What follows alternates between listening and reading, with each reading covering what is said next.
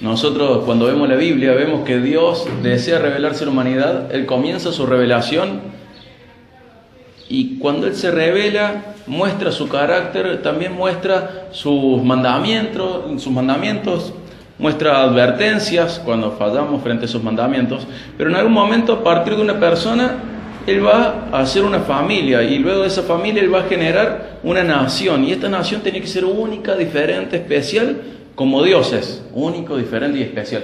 Y esta nación en particular, a pesar de ser amada por Dios, a pesar de recibir revelación de Dios, esta nación muestra, igual que el resto de la humanidad, que siempre su corazón está inclinado a lo malo.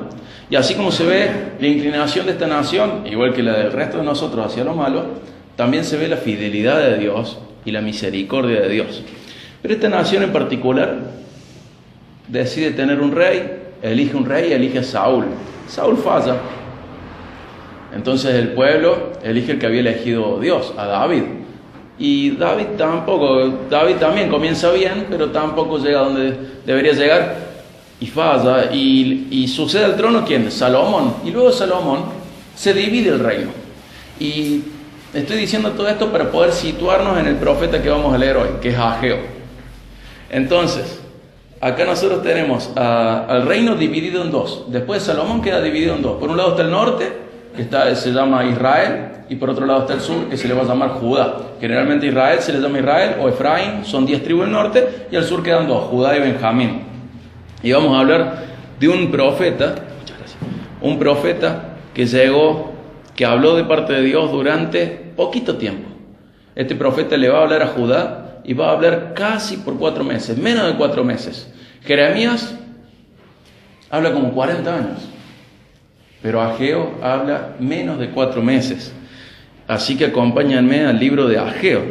Ageo va a profetizar en el tiempo de Zacarías, pero Ageo va a tener una porción muy chiquita, un espacio de tiempo muy chiquito, muy breve, pero Ageo es muy concreto, muy práctico. Ageo, a diferencia de Zacarías que relata visiones, Ageo es muy práctico, va así al hueso, va directamente al punto. Y Ageo es un profeta que el otro día escuchaba una prédica y decía, es como un despertador. Hay profetas o hay pasajes que te hacen sentir como en una almohada, vos vas relajado, acostarte, estás contento, decía, qué lindo. Pero Ageo se levanta como un despertador. ¿Nos hace falta el despertador? Sí, pero ¿lo amamos? No. Por ahí la profecía de Ageo no es muy popular. Y estando comenzando y estando fuera de la serie que estamos viendo los domingos, ¿por qué predico esto hoy? Para que nos sirva a nosotros de advertencia, de aliento, de ánimo, y que asiente base, como toda la palabra de Dios, para saber cómo tenemos que edificar la iglesia, ¿sí? Todavía esto no es un reto para nosotros, pero sí es un desafío, porque recién comenzamos, pero es un desafío. Y Ageo va a tener una división, va a tener 5 divisiones, o una división en 5, pero básicamente va a haber 4 puntos principales. Se los llama a los israelitas a reconstruir el templo, se los llama a trabajar con pureza, con santidad, se los llama a reordenar las prioridades y se los llama a esperar al Rey de Reyes. La historia nos dice que ellos habían podido volver. Judá es llevada cautiva por Babilonia. Luego los medos, los persas, toman ese reinado y Judá sigue estando cautiva, ¿sí? Está cautiva. ¿Por cuánto tiempo va a estar cautiva? Va a estar esclava por 70 años. 70 años.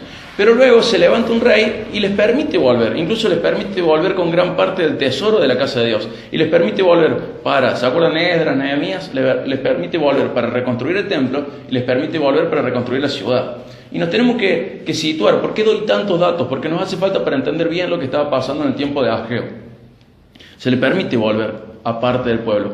Vuelve una parte muy chiquita, muy, muy chiquita. Salen millones y vuelven pocos miles, creo que 50.000, ahora no recuerdo. Y pasan 18 años y ahora sí aparece Ageo. Luego de 18 años de haber regresado a la tierra prometida para reconstruir el templo, aparece Ageo. O sea, ya habían pasado los 70 de esclavitud, más 18 años, más o menos 88 años. Y recién ahí aparece Ageo. Antes tuvieron a Esdras, a Nehemías, ahora tienen a Zacarías y a Ageo. Y ahí aparece Ageo. Y vamos a leer primero del 1 al 11. En el año segundo del rey Darío, en el mes sexto, el día primero del mes, vino la palabra del Señor por medio del profeta Ageo a Zorobabel, hijo de Salatiel, gobernador de Judá, y al sumo sacerdote Josué, hijo de Josadac. Y dice así Ageo: así dice el Señor de los ejércitos. Este pueblo dice: no ha llegado el tiempo en que la casa del Señor sea reedificada. Entonces vino la palabra del Señor por medio del profeta Ageo: ¿es acaso tiempo para que ustedes habiten en sus casas artesonadas mientras esta casa está desolada? Versículo 5. Ahora pues, así dice el Señor de los ejércitos: consideren bien sus caminos, siembran mucho pero recogen poco. Comen, pero no hay suficiente para que se sacien. Beben, pero no hay suficiente para que se embriaguen. Se visten, pero nadie se calienta. Y el que recibe salario en bolsa rota. Así dice el Señor de los ejércitos: consideren bien sus caminos. Suban al monte, traigan madera y reedifiquen el templo, para que me agrade de él y yo sea glorificado, dice el Señor. Esperan mucho, pero hay poco, y lo que traen a casa yo lo aviento. ¿Por qué?, declara el Señor de los ejércitos. Por causa de mi casa que está desolada, mientras cada uno de ustedes corre a su casa. Por tanto, por causa de ustedes los cielos han retenido su rocío y la tierra ha retenido su fruto. Llamé a la sequía sobre la tierra, sobre los montes, sobre el trigo, sobre el vino nuevo, sobre el aceite, sobre lo que produce la tierra, sobre los hombres, sobre el ganado y sobre todo el trabajo de sus manos. Y vemos acá algo terrible, ¿no? Esos habían vuelto para edificar el templo, pero ¿estaban edificando el templo? No, ya habían pasado 18 años. ¿Y ellos a qué se estaban dedicando? A sus propias casas. Dios los había liberado del imperio más grande de su tiempo, de la potencia mundial, de uno de los imperios más grandes que ha habido en la historia de la humanidad. Los ha liberado para que reconstruyan el templo, y ellos vuelven a Jerusalén. ¿Y qué hacen? Se dedican a sí mismos. Y esta primera parte parece el diario de hoy, ¿no? Dice: ganan, pero no les alcanza para nada. Comen y no se sacian. Toman y nunca se sacian. Esa insatisfacción que parece como si estuvieran en la Argentina en nuestro año, donde el sueldo no alcanza, donde nada alcanza. A ellos no les pasaba por la inflación. A ellos les pasaba por otra cosa. ¿Qué les pasaba? ¿Quién era el culpable de esta insatisfacción? ¿Cuál era el culpable principal? El mismo pueblo. Había sido rescatado para edificar el templo y ellos no estaban edificando el templo. ¿Por qué? ¿Quién permitía esta insatisfacción? ¿Quién les generaba? Dios mismo. Dios mismo les estaba llamando la atención. Le dice: ustedes trabajan, pero no les alcanza para nada. Ustedes comen y no se llenan. Ustedes toman y no se les va la sed. ¿Por qué? Porque estaban dedicándose a algo diferente al propósito que tenían. Yo los liberté de la esclavitud, ¿para qué? Para que edifiquen mi templo. Y ustedes, una vez que fueron libres, se dedicaron a sí mismos. Y en Eclesiastés 6, 1 y 2, Salomón dice que vio algo terrible en la tierra. Dice que vio a gente que se enriquecía, pero no podía disfrutar de las cosas que ganaba con su trabajo. Sí, es terrible. Hay gente que trabaja, hay gente que gana plata, hay gente que se hace rica, pero Dios no le regala la satisfacción de disfrutar del fruto de su trabajo. ¿Qué es lo que estaba pasando? Este pueblo había caído en la peor de las idolatrías. ¿Cuál es la peor de las idolatrías? La idolatría a uno mismo. Entonces ellos estaban más dedicados a sí mismos que dedicados a la obra de Dios. Ellos estaban más dedicados a sus propios propósitos que el propósito de Dios. Y buscando cumplir el sueño americano, estaban viviendo una pesadilla. Porque no es que no trabajaban, no es que no se esforzaban, no es que no ganaban, no tenían satisfacción.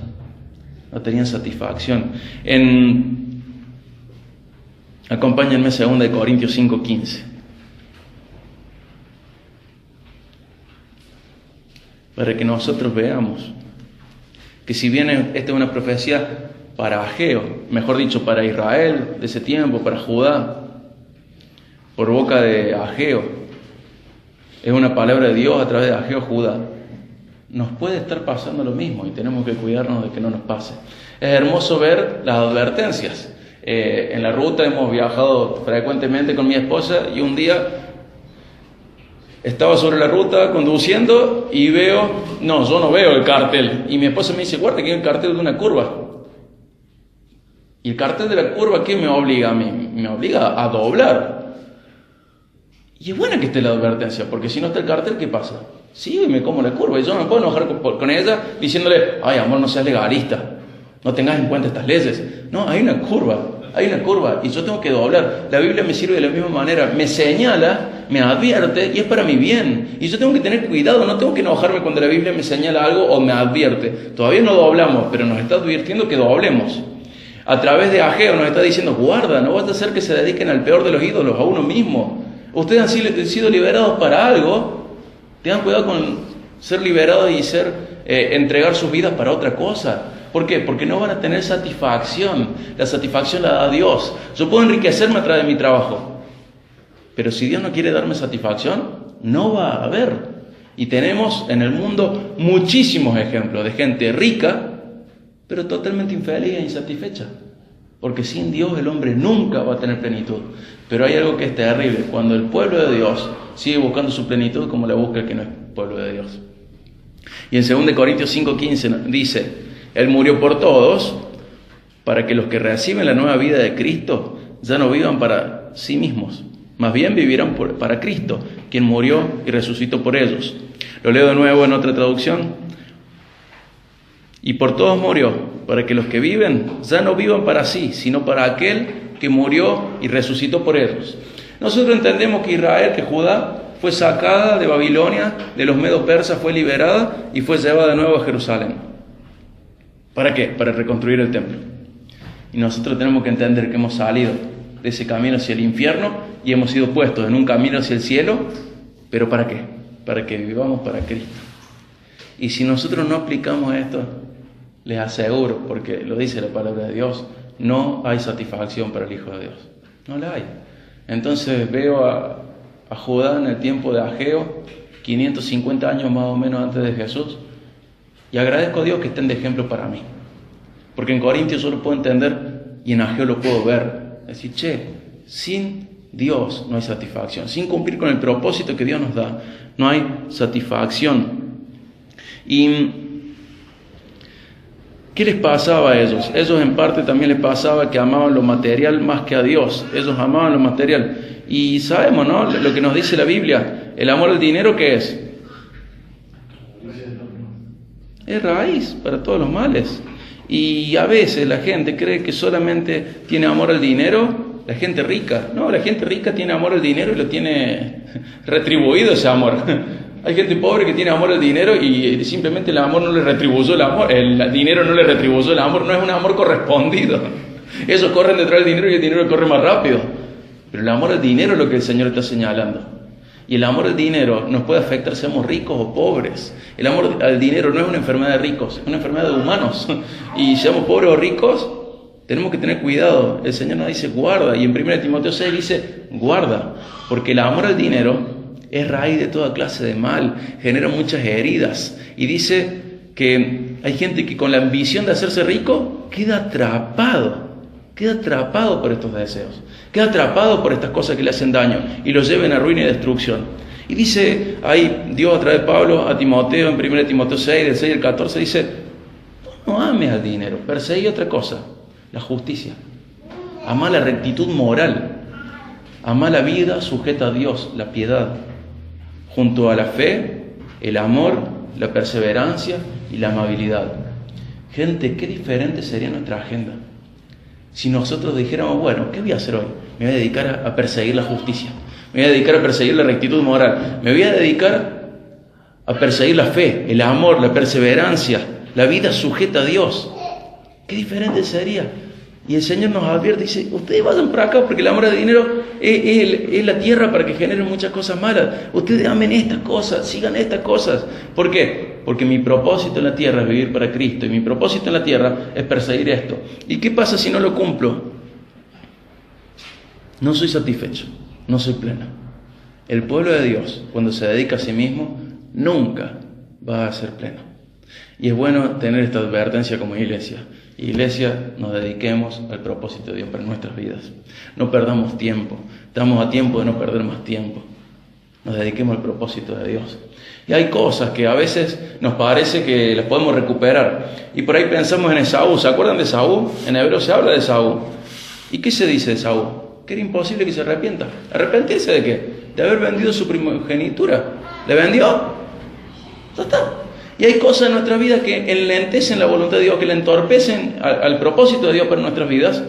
Y no hay arrepentimiento que valga para eso, para recuperar la condición anterior. ¿Me explico? No hay. Dice, es el vicio que te arrepientas, porque en realidad vos puedes estar triste, pero no vas a volver al estado anterior. Entonces, como iglesia, tenés que cuidarte de doblar donde está la advertencia, porque una vez que chocaste, no es que caminando hacia atrás el auto se va a desabollar, ¿o no?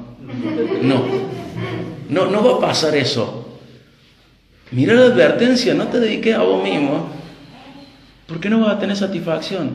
No te dediques a vos mismo, porque una vez que lo hagas, tu arrepentimiento te va a permitir volver al camino, pero el tiempo perdido se perdió y no lo puedes recuperar. Entonces guarda, mira la advertencia, míralo a Ageo, míralo y entendelo. Ageo está diciendo algo muy feo, es un despertador. Pueblo de Dios, reaccionen. Trabajan un montón y no se quedan con nada. Es como si ganaran pusieran todo en saco roto, ¿no? Dice, ustedes ganan y no les alcanza para nada. Comen y nunca están satisfechos. Beben y nunca están satisfechos. ¡Qué feo! Buscando el sueño americano están viviendo una total pesadilla. Esforzarse, trabajar y que no sirve de nada. Y sigue, volvemos a Ageo 1 del 12 al 15. Hasta ahora tenemos esta advertencia. Para ellos es una reprensión por su desobediencia y muestra las consecuencias de la desobediencia. Fueron liberados para Dios, pero estaban viviendo para sí mismos e insatisfechos. Y vamos a leer del 12 al 15 del capítulo 1. Entonces Zorobabel era el gobernador, hijo de Salatiel, el sumo sacerdote Josué, hijo de Josadac, y todo el remanente del pueblo obedecieron la voz del Señor su Dios. ¡Qué lindo! ¿Dónde comenzó la obediencia? El liderazgo. En Oseas se nos dice, el pueblo será como sus sacerdotes. Cuando el liderazgo del pueblo de Dios da hasta acá, el pueblo da hasta acá. Si el liderazgo da hasta acá, el pueblo da hasta acá. Si el liderazgo da hasta acá, el pueblo da hasta acá abajo. Lo bueno comienza en el liderazgo. Entonces, a medida que vayamos creciendo, tenemos que tener en cuenta esto. Lo fundamental tiene que verse en el liderazgo siempre. El liderazgo tiene que ser un ejemplo de lo que es bueno. El liderazgo tiene que ir adelante, ¿sí? Adelante. El liderazgo tiene que aprender del buen pastor. Israel es el único lugar del mundo donde los pastores van adelante de las ovejas. Las ovejas los reconocen, escuchan su voz y le siguen, porque el pastor pasó tiempo con las ovejas, entonces lo reconocen. Y se nos enseña ese tipo de liderazgo, un liderazgo que va adelante. ¿Queremos ser una iglesia fuerte en oración? Bueno, el liderazgo tiene que orar mucho. ¿Queremos ser una iglesia fuerte en Biblia? El liderazgo tiene que leer mucho y entender y conocer la Biblia. ¿Queremos ser una iglesia fuerte en servicio? El liderazgo tiene que ser un ejemplo de servicio. ¿Queremos una iglesia esforzada? El liderazgo se tiene que esforzar el doble, el triple. Porque si el liderazgo apunta alto, la iglesia va a dar un poquito más abajo. Pero si el liderazgo apunta abajo, la iglesia apunta mucho más abajo. Y esto empieza así, con el gobernador y el sumo sacerdote obedeciendo a Dios. Y las palabras del profeta Ageo, como el Señor su Dios les había mandado. Y dice al final de ese versículo del 12, y temió el pueblo delante del Señor. El principio de la sabiduría, ¿qué es?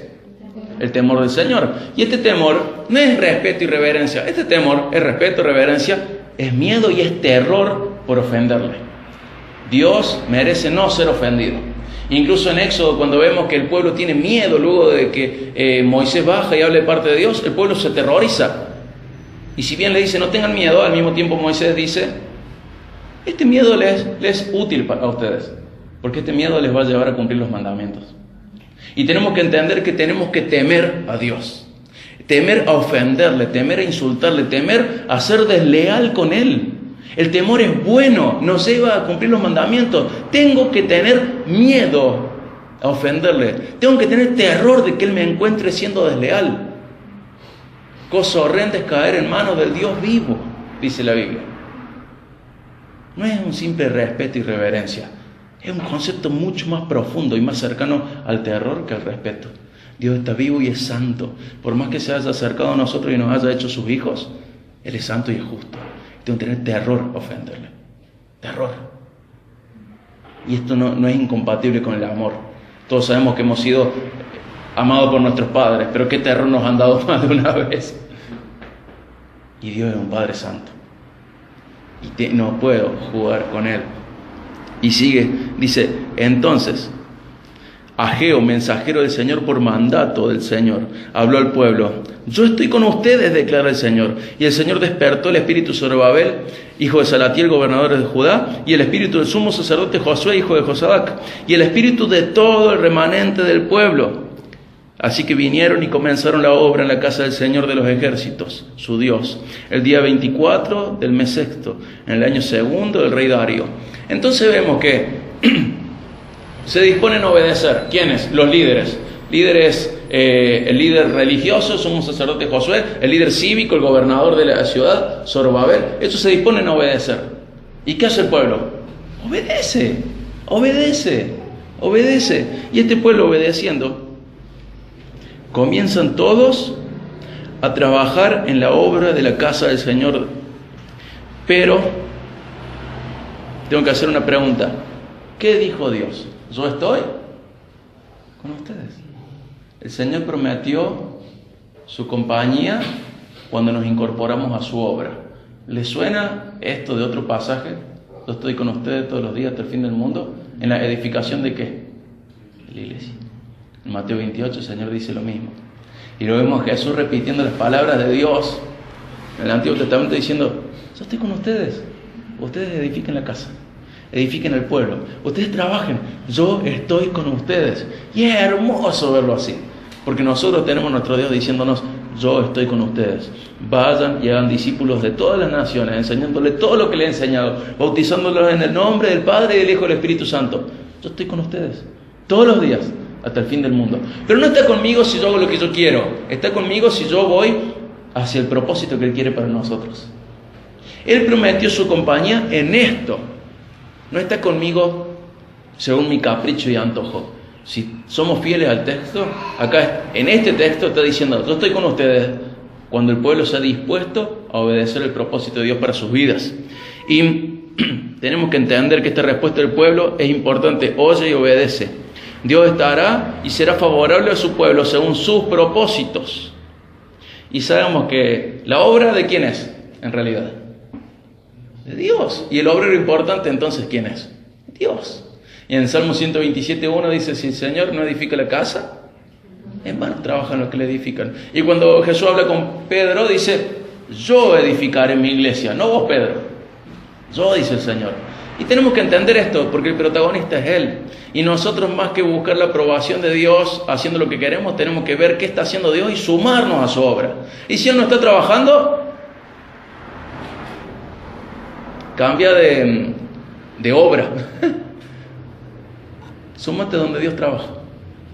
Trabaja en donde Dios está trabajando, porque el obrero principal es Dios. Si Él no está trabajando, te vas a romper la espalda al vicio. Si Él no está velando por la ciudad, los guardas están al vicio. No pueden frenar nada, no pueden ver nada. Si el Señor edifica la obra funciona. Si el Señor no edifica la obra, el trabajo de los constructores es una pérdida de tiempo. Y seguimos el capítulo 2. Hoy vamos a leer en una prédica todo un libro de la Biblia. Tiene 2 capítulos.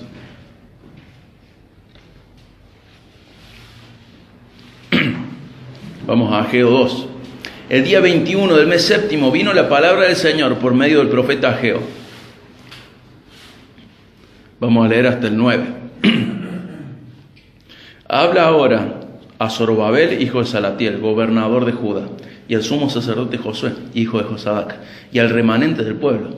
¿Quién ha quedado entre ustedes que haya visto este templo en su gloria primera? ¿Y cómo lo ven ahora? Tal como está, ¿no es como nada ante sus ojos? Pero ahora esfuérzate, Zorobabel, declara el Señor. Esfuérzate tú también, Josué, hijo de Josadac, sumo sacerdote. Y esfuércense todos ustedes, pueblo de la tierra, declara el Señor. Y trabajen, porque yo estoy con ustedes, declara el Señor de los ejércitos. Conforme la promesa que les hice cuando salieron de Egipto.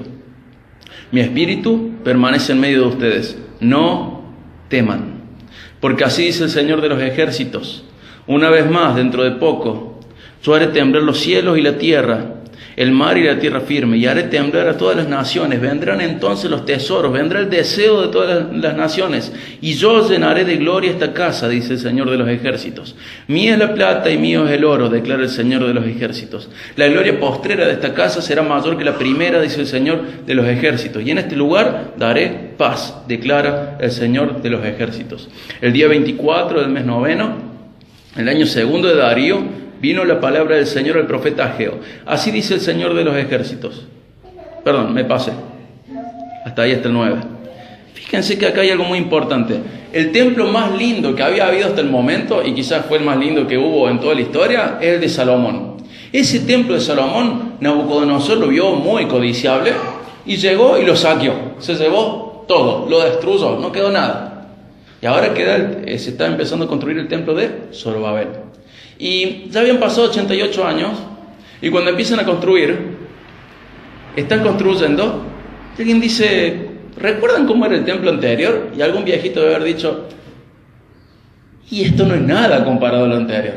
El de Salomón estaba cubierto de oro en un montón de lugares, madera cubierto de oro. Dicen algunos estudiosos del tema a nivel muy profundo, que Salomón había acaparado casi todo el oro de la región, mucho más allá de Israel, que no había más oro. La gente, las otras ciudades de los otros países ya casi no tenían oro, de la región, ¿no? Salomón había adquirido oro.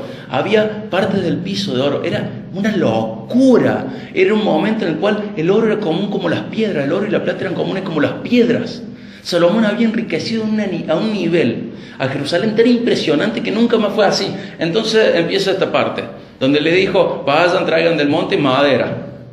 ¿Y el oro? ¿Y la plata? ¿Y cómo lo ven este templo? Y al lado del otro es como nada. La verdad que el otro templo era increíble, pero este no tiene mucha onda, no está tan lindo como el anterior. Algún viejito se habrá acordado y habrá dicho, en mis tiempos, ahí sí se veía el obrar de Dios. En mis tiempos, siempre están esos viejitos. Sí, siempre creemos que lo pasado fue mejor.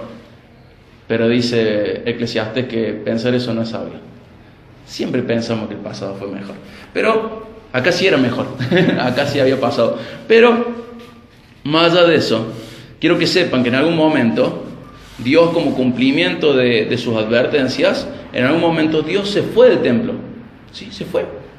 Ya no estaba más Dios en el templo de Salomón. Cuando fue saqueado ya no estaba más. La presencia de Dios se había ido. Y él dice, no se preocupen, acá va a venir mi presencia. Él promete en este nuevo templo de Zorobabel que la gloria de Dios va a llegar, la va a llenar a esa gloria. Pero él, ¿a quién está reclamando acá? A su pueblo para su obra, para su voluntad. Dice, él se va a encargar de los materiales. Es mío el oro y la plata, ustedes no se preocupen, ustedes vengan, todo es mío, todo me pertenece. ¿Qué está diciendo Dios a través de Ageo en esta parte? No se preocupen por las riquezas materiales, vengan ustedes a servirme. ¿Y cómo se iba a cumplir esta promesa de llenar ese templo de gloria? Porque este es el mismo templo que, como vimos en Juan 2, Jesús limpió. Y en donde ha residido de manera más majestuosa la presencia de Dios que en Cristo, en ningún otro lugar. Entonces este templo iba a ser testigo de Cristo, limpiándolo y haciéndolo casa de oración. Este templo iba a ser caminado por Jesús. En este templo Jesús iba a declarar la palabra de Dios. Y si bien nosotros supimos dónde estaba la presencia de Dios, al principio ¿en dónde estaba? En el Edén. Y luego en el tabernáculo. Y luego en el templo de Salomón. Y luego se fue. ¿Y cuándo volvió? En Cristo. Y cada templo de estos ha sido más glorioso que el anterior. Y dice, acá va a venir mi presencia. Ustedes no se preocupen, ustedes trabajen. Este templo de Zorobabel es el que Herodes durante muchísimas décadas, muchísimos años mejor dicho, como por 8 décadas va a querer mejorar. Este es el templo que luego se llama de Herodes, pero es el templo de Zorobabel. ¿Y qué estaba prometiendo Dios? El cumplimiento de esta profecía es Jesús. Estaba prometiendo que 500 años después Jesús iba a caminar ahí. ¿Pero qué está diciendo? Todo lo material es mío, yo lo tengo, ustedes no se preocupen por eso, ustedes vengan a servirme. ¿Les suena esto? Mateo 6, busquen primero el reino de Dios y su justicia, su rectitud moral. Su rectitud moral. ¿Y qué más?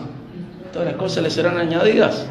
En 1 Corintios 10:26 dice, la tierra y toda su plenitud es del Señor. En Romanos 11:36 lo que está ahí dice, todas las cosas provienen de Él, existen por su poder y son para su gloria. A Él sea toda la gloria por siempre. En el Salmo 50:12 dice, si tengo hambre, si tuviera hambre, no te lo diría a ti, porque mío es el mundo entero y todo lo que hay en él. ¿Qué quiero decir relacionando todo esto? Que se llama al pueblo a trabajar al templo sin que tenga su mente en las cosas materiales, porque las cosas materiales son de Dios. Lo que Dios exigía de su pueblo era su corazón, porque las cosas materiales Dios no le dio libertad, pero el corazón de su pueblo sí. Incluso siendo salvo, Dios te dice, servime, y vos podés ser rebelde, podés ser desobediente, pero Dios te dice, servime, lo material es mío y yo lo pongo y hago uso y desuso de lo que yo quiero material, pero vos, servime, dedícate a mi obra, dedícate al propósito que yo te di. Y ustedes saben que muchas veces nos equivocamos con esto, ¿no? ¿Se acuerdan de ese Salmo 37:4? Deleítate en el Señor y Él concederá las peticiones de tu corazón. Fíjense si en la práctica no hacemos justo al revés. Nosotros nos rompemos la espalda con tal de deleitarnos a nosotros mismos y esperamos, con tal de complacer nuestras peticiones, y esperamos que Dios se deleite en nosotros. No hacemos justo al revés. Y Dios está diciendo, no, vos disfrútame a mí y yo te voy a dar lo que tu corazón desea. Y nosotros hacemos al revés. Trabajamos para lo que nuestro corazón desea y esperamos que Dios se agrade de nosotros. Esto es un cambio de paradigma, un cambio de mentalidad que tiene que ser una realidad en nuestras vidas como iglesia. Y nosotros sabemos cuál es el templo actual, ¿no? Tenemos el Edén, tenemos el tabernáculo, tenemos el templo de Salomón, el templo de Zorobabel, Herodes, Cristo. Tenemos el templo actual, ¿cuál es? La iglesia. ¿Estás edificando la iglesia? ¿Cómo es tu devocional? ¿Cómo es tu vida de oración? ¿No tenés tiempo por el trabajo para orar? ¿Lo estamos leyendo en Ageo? ¿No tenés tiempo por el trabajo para leer la Biblia? ¿Para reflexionar? Lo estamos leyendo en Ageo. No vaya a ser que vos detrás del sueño americano te metas en una pesadilla. ¿Estás edificando el templo? ¿Estás sirviendo a otros? ¿Estás aprendiendo para incorporar las verdades a tu vida y poder transmitírsela a otros? ¿Estás edificando el templo? Nosotros tenemos que ser una iglesia que entiende la Biblia y la pone en práctica. Tenemos que ser una iglesia que edifica a la iglesia. Guarda, no vaya a ser que nos pase lo mismo que a Judá en el tiempo de Ageo, viviendo insatisfechos porque estamos lejos del propósito de Dios. Spurgeon decía, le damos a Dios, le damos a Mamón, el Dios de las riquezas, nuestras fuerzas, y a Dios le damos nuestro cansancio. Y hace poco leí una frase de Riley que también decía lo mismo, joven, no creas que después puedes recuperar el tiempo, no creas que puedes darle a Dios lo que te sobra. Dale a Dios lo mejor de tu vida. Nunca vas a ser más joven que hoy. Nunca más. Nunca más vas a ser más fuerte que hoy. Nuestras fuerzas van en descenso. Nuestra utilidad va en descenso. Y en algún momento pasaremos al otro lado. Pero cada día contamos con menos oportunidades de hacer el bien. Es un día menos. Y tenemos que entender que la profecía de Ageo puede ser trasladada a nosotros por los principios bíblicos que tiene. Vamos al versículo 10 del capítulo 2. El día 24 del mes noveno, en el año segundo de Darío, vino la palabra del Señor al profeta Ageo. Así dice el Señor de los ejércitos: pide ahora instrucción, o sea, la ley, la Biblia, a los sacerdotes. Si alguien lleva carne consagrada en la falda de su vestidura y con su falda toca pan, alimento cocido, vino, aceite o cualquier otro alimento, ¿quedará este consagrado? Y los sacerdotes respondieron, no. Y dijo Ageo, si alguien inmundo por el contacto con un cadáver toca cualquiera de estas cosas, ¿quedará inmunda? Quedará inmunda, respondieron los sacerdotes. Entonces volvió a hablar Ageo, así es este pueblo y así es esta nación delante de mí, declara el Señor, y así es toda obra de sus manos. Lo que aquí ofrecen, inmundo es. Y quiero contarles algo. ¿Qué es lo que está pasando acá? Hace un par de preguntas religiosas que exigen respuestas, ¿no? que exigen respuesta. Dice, si alguien está llevando carne consagrada en la falda de su vestidura y con su falda toca algo que no es puro, ¿qué va a pasar con lo que era puro? Se ensucia. Y si alguien inmundo, porque tocó un muerto, un cadáver, toca las cosas que eran puras, ¿qué pasa? Se ensucian, son impuras. ¿Qué es lo que está diciendo Dios a través de Ageo? Que el pecado se contagia, la pureza no. Y como iglesia tenemos que entenderlo de otra manera. Nosotros no tenemos estas cosas rituales, pero quiero que sepas que tu ministerio no te hace más santo. Tu pecado ensucia el ministerio. El pecado se contagia, la pureza no. El pecado se contagia, la pureza no. Entonces, a la hora de servir a Dios, yo no tengo que estar preocupado por algo, por mi vida de santidad. Si yo no soy santo, yo meto pecado en el ministerio. Y como iglesia tenemos que ver esta advertencia y doblar y no seguir derecho. Vemos acá la gran figura que dice curva. Bueno, doblemos. Cuando sirvamos a Dios, lo hagamos en santidad. Al final de Josué le dice al pueblo, gente, sin santidad no pueden servir a Dios. No es que le pueden servir mal, no, pueden servir a Dios. En 1 Pedro 1:16, repitiendo otras cosas, dice, sean santos, ¿por qué? Porque yo soy santo. Si le vamos a representar, tenemos que ser santos. ¿Recuerdan qué le pasó a Saúl? ¿Cuál fue una de las gotas que rebalsó el vaso de Saúl? Él ofrece sacrificio. ¿Y él podía ofrecer sacrificio? No. Entonces Samuel le dice, en 1 Samuel 15, 22, dice, Saúl, ¿qué le gusta más al Señor? ¿Que lo obedezcas como Él dice o que lo obedezcas a tu manera? ¿Qué es más importante, que el sacrificio sea hecho o que sea hecho bien? Mejor hacerlo bien que hacerlo mal. Y mejor no hacerlo que hacerlo mal. Entonces, nosotros tenemos que tener cuidado a la hora de levantar ministerios. ¿Por qué? Porque se nos ha metido en la mente de que tenemos que probar a la gente para que sirva, y en realidad la Biblia nos muestra otra cosa, probar a la gente para ver si puede servir. Entonces vemos una persona floja en la iglesia y decimos, bueno, le vamos a dar un ministerio a ver si se endereza. La Biblia no nos está enseñando eso. La Biblia nos enseña a ponerlo a prueba, fíjate la constancia de su fe, fíjate su conducta fuera de la iglesia, y si aprueba, ahí dale el ministerio. Pero nosotros sabemos las consecuencias terribles que tiene pensar de otra manera. Bueno, mira, está flojo. ¿Y qué le faltará? Y una responsabilidad. Le demos un ministerio. Y la Biblia nos dice que ¿qué produce eso? Produce que lo puro sea impuro. Por más buena onda, por más buenas intenciones, nunca hay una mejor intención que obedecer a Dios como Él quiere ser obedecido. En la Biblia nos queda muy claro de que Dios exige lealtad, santidad y pureza para su servicio, y que la pureza no es contagiosa y el pecado sí. La pureza no se contagia, el pecado sí. Y sigue el versículo 15 al 19.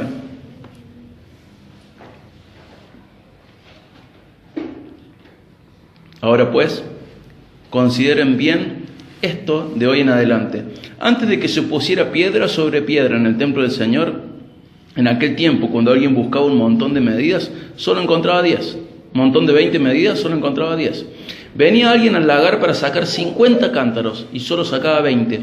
Los herí con viento abrasador, plaga y granizo en toda obra de sus manos. Pero ninguno de ustedes se volvió a mí, declara el Señor.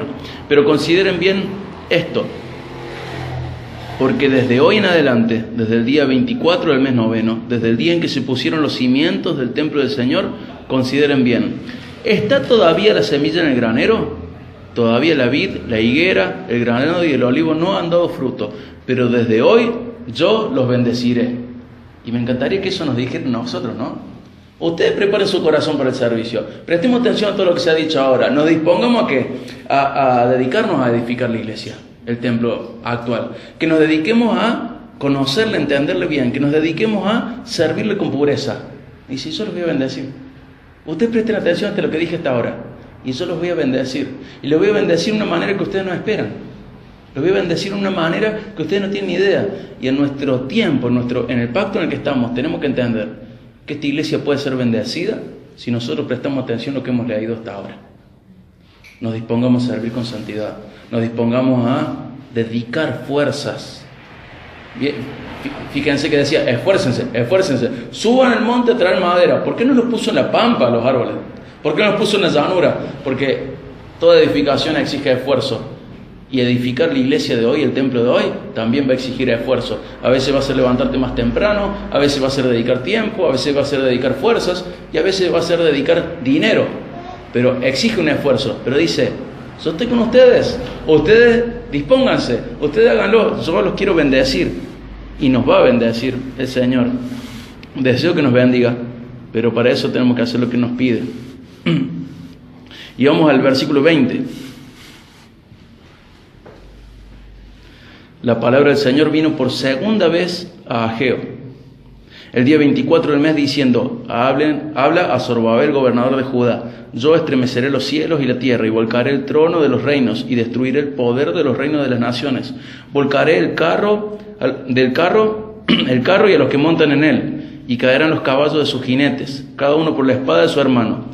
En aquel día, declara el Señor de los ejércitos, te tomaré a ti, Zorobabel, hijo de Salatiel, siervo mío, declara el Señor, y te pondré como anillo de sellar, porque yo te he escogido, declara el Señor de los ejércitos.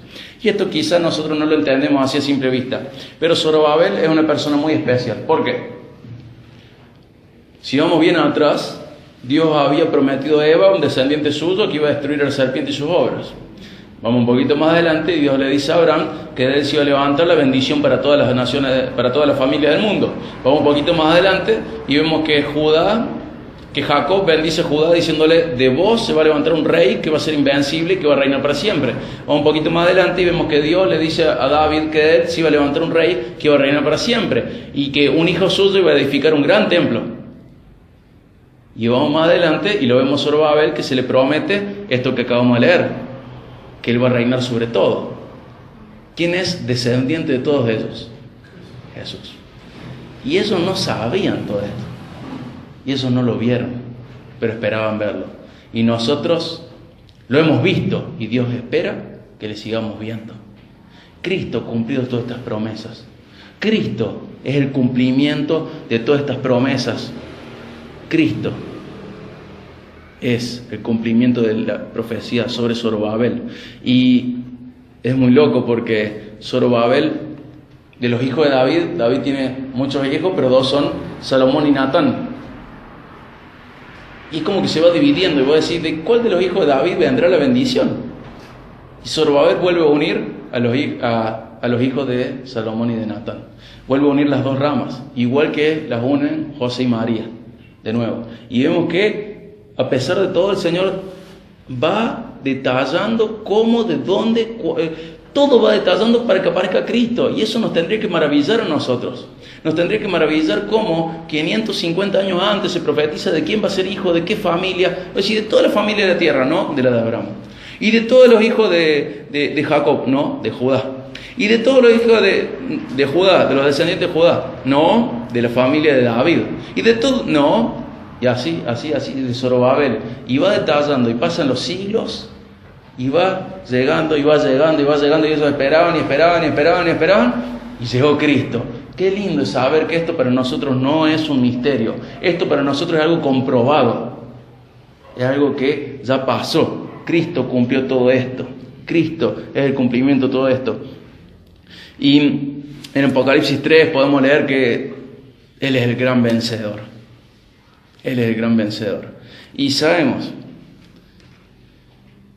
que todos estos templos que hubo, el de Salomón, el de Zorobabel, que luego fue mejorado por el de Herodes, por Herodes mismo, hoy tienen otro sentido para nosotros. Nosotros no se nos llama a edificar un templo físico, se nos llama a edificar el nuevo templo. Pero se nos llama lo mismo, a construir el templo, a trabajar con pureza, a reordenar las prioridades y a esperar al Rey de Reyes. Si bien ellos esperaban al Rey en su primera venida, nosotros lo esperamos en la segunda venida. Y tenemos que edificar este templo nuevo, la iglesia, que es mucho más glorioso que los anteriores, pero no es tan glorioso como el próximo. ¿En dónde está el templo de hoy? ¿Y qué más? Está acá. ¿Y dónde más? ¿Ustedes se dan cuenta de la gloria de un templo internacional? Antes había que ir hasta Jerusalén. Ahora estamos en todo el mundo, en este mismo momento, por todo el mundo hay gente haciendo lo mismo que nosotros. Somos un templo muy superior. Somos un templo muy superior. Somos un templo que llena la tierra y que sigue avanzando. Y este templo crece y crece y crece y crece y sigue creciendo. Y está en un país y en otro y en otro y en otro. Y va a seguir creciendo. Va a seguir creciendo. Es mucho más glorioso que los anteriores. Muchísimo más glorioso. El templo actual sigue creciendo y no ha terminado su construcción. No la ha terminado. Ni acá ni en ningún lado. Pero sigue creciendo. Pero se nos llama lo mismo. Pueblo de Dios, construyamos el templo. Pueblo de Dios, revisemos nuestras prioridades. Pueblo de Dios, trabajemos con pureza. Pueblo de Dios, esperemos al Rey de Reyes. Él vuelve. Y la Biblia nos muestra que somos el templo de Dios. La Biblia nos muestra que prepara al pueblo de Dios para que edifique a la iglesia, para llevar a cabo la obra de Dios. Eso dice Efesios 4, del 10 al 16. Y al final de Efesios 4, 10 al 16, el 16 dice que en esta construcción Él hace que todo el cuerpo encaje perfectamente. Y cada parte, al cumplir con su función específica, ayuda a que las demás se desarrollen. Y entonces todo el cuerpo crece, está sano y lleno de amor. ¿Qué quiere decir esto? Que cuando vamos a edificar el templo actual, cada uno tiene que cumplir su función específica. ¿Y qué pasa cuando uno cumple su función específica según esto? Las otras se desarrollan. ¿Y cómo crece el cuerpo? Crece, está sano y lleno de amor. Si queremos ser una iglesia sana, llena de amor, creciente, tenemos que revisar todo lo que hemos dicho hoy. Y esto tiene que estar muy metido en nosotros. Y tenemos que saber lo que le dice Pablo a los Corintios, Dios a través de Pablo a los Corintios, al final de 1 Corintios, el 15:58, sepamos que nunca el trabajo para Dios es en vano. Nada de lo que hacemos para el Señor es inútil, pero a nosotros nos toca crecer fuertes y constantes y trabajar para Él. Así que, terminando, quiero recordar esto. Ordenemos las prioridades. Trabajemos en la edificación del templo. Por esto no murió Jesús. Murió por esto. Y este es el templo. Esto es pasajero. Los ladrillos no son el templo. El templo actual son las almas, son las vidas. Es el cuerpo de Cristo. Y tenemos que edificarlo. Y hay partes que vas a edificar vos mismo. Tu devocional es una manera de edificar tu vida. El nuevo templo. Tu devocional, tu servicio. Tenés que dedicarte a esta obra. Y tenés que esforzarte. Y tenés que saber que Dios está con vos. Pero tenés que esforzarte. Esto no es por ósmosis. No es que yo pongo la Biblia debajo de la almohada y se me traslada la Biblia a mi cabeza. No pasa eso. No pasa eso. No va a pasar nunca.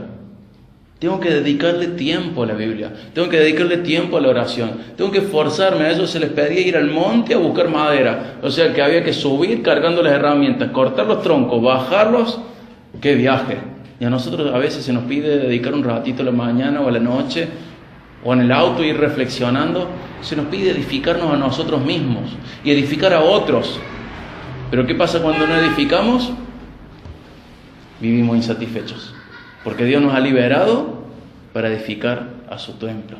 Y si bien el Edén fue reemplazado por el tabernáculo, donde estaba la presencia de Dios, y luego el templo, y luego Cristo, y ahora la iglesia, tenemos que saber que esperamos el templo que sigue, el cielo. Esperamos la segunda venida de nuestro Rey. Esperamos el cielo. Pero mientras tanto, Dios no nos sacó de Imperio Medo-Persa. No nos sacó de Babilonia nosotros, nos sacó de nuestra vida de pecado. ¿Para qué? Para que nos dediquemos a Él con pureza y con esfuerzo. Entonces lo hagamos, ¿sí? No puede ser que nos pase lo mismo que a Judá. Lo hagamos. Dios nos ama y nos ha dado este terrible honor y responsabilidad.